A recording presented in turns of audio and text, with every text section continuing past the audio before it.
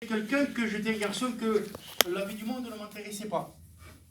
Sortir, me droguer, me saouler, tout ça, j'aimais pas du tout. Quand mes copains venaient me chercher, je voulais pas y aller. J'étais quelqu'un que j'aimais ma tranquillité, et j'aimais rester chez moi. J'étais comme ça. Et puis j'étais quelqu'un que, si je pouvais rendre un service à quelqu'un, eh bien, tout simplement, je le faisais.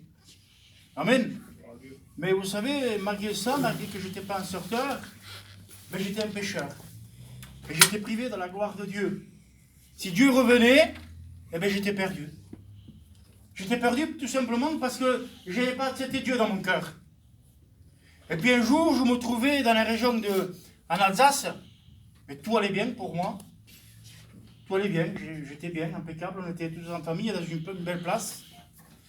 Et puis là, mon père, il vient, il dit, je me sens fatigué, je ne suis pas bien. Il me dit, j'ai comme les mains, ça me fait un petit peu comme des fourmis, il dit, je ne suis pas bien. Je lui dis, ça va te passer, ça va aller. Et puis, comme on a vu que ça n'allait pas, et puis là, dans la soirée, on l'a apporté à l'hôpital. Donc là, on a été à l'hôpital. Et puis là, les docteurs, ils ont fait des examens, et puis ils n'ont pas trouvé ce qu'il avait. Ils n'ont pas réussi à trouver, et puis ils ont trouvé ça un petit peu bizarre, et puis ils l'ont gardé. Et puis on est parti de l'hôpital, c'était tard, c'était vers minuit, 1h du matin. Et puis là, le lendemain matin, on a retourné à l'hôpital.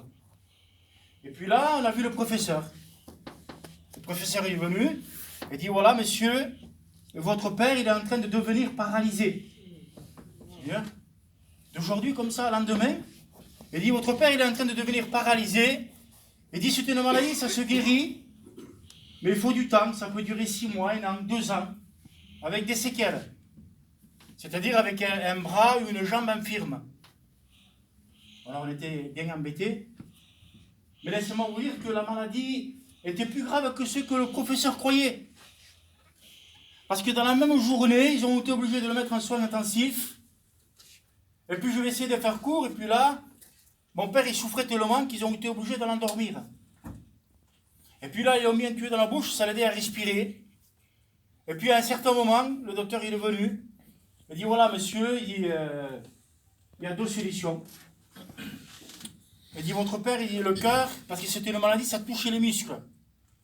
Il dit le cœur, il risque de lâcher dans un moment ou autre. Parce que le cœur c'est un muscle. Il dit voilà, il dit, même si ça tire votre père, il va être paralysé complètement. Avec une machine à côté de lui, pour faire circuler le sang. Il dit ça va être comme ça pour toute sa vie. Seigneur, il y avait 2 solutions. Soit il mourait, ou soit il restait complètement paralysé. Alors là, vous comprenez, j'étais attristé. Alors là, j'avais rentré chez moi. Et puis là, quand je suis rentré chez moi, tout simplement, j'ai prié le Seigneur. Je priais Dieu, je me suis mis à genoux, je priais le Seigneur. Et puis là, j'ai mon frère Fico. Et à l'époque, il était chrétien, lui. Il avait vu que j'étais pas bien. Et puis il m'a appelé. Il m'a dit, Felino, monte dans ma caravane, on va prier le Seigneur. J'ai dit, si tu veux. C'est bon de prier Dieu, amen. Alors là, j'ai prié le Seigneur, et puis là, il m'a sorti une boîte dedans, avec des versets de la Bible. Et puis ces versets, il me dit, tire un verset. Et j'ai tiré un verset, amen. Et à travers ce verset, Dieu m'a parlé. La parole de Dieu disait, si tu me cherches, tu me trouveras. Et tu verras la gloire de Dieu. Alléluia. Laisse-moi te dire, toi qui es là ce soir, mon frère, ma soeur, mon ami, amen. Si tu le cherches, tu vas le trouver. Est-ce que tu le crois? Oui. Quel que soit le besoin que tu vas le trouver ce soir. Et puis là, moi, je l'ai cherché, mais avec des difficultés. Oui, parce que c'est pas facile, avec des difficultés. Parce que quand j'allais à l'hôpital, c'était toujours pareil. Et puis là, c'est arrivé un certain temps que mon père, il dormait tout le temps, il dormait. Et vous savez comment on est, nous? Quand il y a quelqu'un dans l'hôpital, on dirait des Indiens, on est tout un groupe y aller. C'est vrai, je me suis dit, moi, le docteur, il a peur de nous dire qu'il est mort. Ils ont peur qu'on va casser tout ça. J'ai dit, c'est ça. Et puis l'ennemi m'accusait. Et puis là, un soir, il est arrivé. Je suis rentré chez moi. Que Dieu soit béni. Je me suis fermé à clé, comme la parole de Dieu dit. Et là, je me suis mis à genoux tout seul. Et je prie le Seigneur. J'ai dit, Seigneur, voilà. À chaque fois que je vais à l'hôpital, c'est toujours des mauvaises nouvelles, Seigneur. Je dis peut-être, moi je disais ça comme avec mon cœur, je dis peut-être tu ne peux pas le guérir, Seigneur. Mais j'ai dit, permets que quand je vais à l'hôpital, que le docteur m'annonce juste une bonne nouvelle, une petite bonne nouvelle, pour me réconforter. Mais Dieu donne beaucoup plus que ce qu'on veut. Alléluia. Parce que Dieu est grand. Amen. Gloire à Dieu. Là, quand je suis retourné à l'hôpital, lendemain matin, mon père était réveillé. Amen. Et puis ça faisait comme une grande fierté comme ça. Puis j'avais peur de rentrer dans la chambre, moi.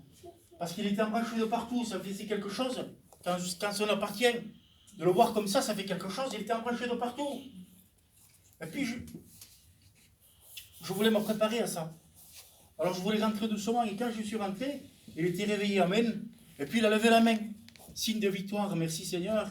Et il m'a fait signe de rentrer. Et puis il disait que dans son sommeil, qu'il avait dormi pendant plusieurs jours, il nous disait que Dieu y avait montré le bien et le mal. Il disait qu'il voulait donner son cœur à Dieu. Alléluia. Là, j'ai vu tout simplement la gloire de Dieu. Alléluia. Les infirmières avec le professeur, ils ont rentré. On aurait dit qu'ils m'attendaient. Ils ont rentré dans sa chambre. Et puis, ils ont commencé à le débrancher. Machine par machine. Et puis, tout simplement, là où c'est qu'il était, dans le couloir qu'il était, ils l'ont appelé miraculeux. Il a été complètement guéri. Gloire à Dieu. Que Dieu soit béni. Laisse-moi te dire que quel que soit le besoin que tu as.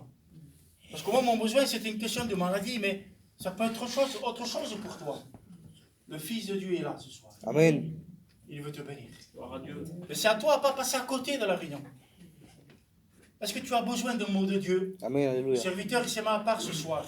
Écoute la parole du Seigneur. Et rentre là dans ton cœur. Et Dieu va te bénir. Alléluia. Amen. Que Dieu vous bénisse.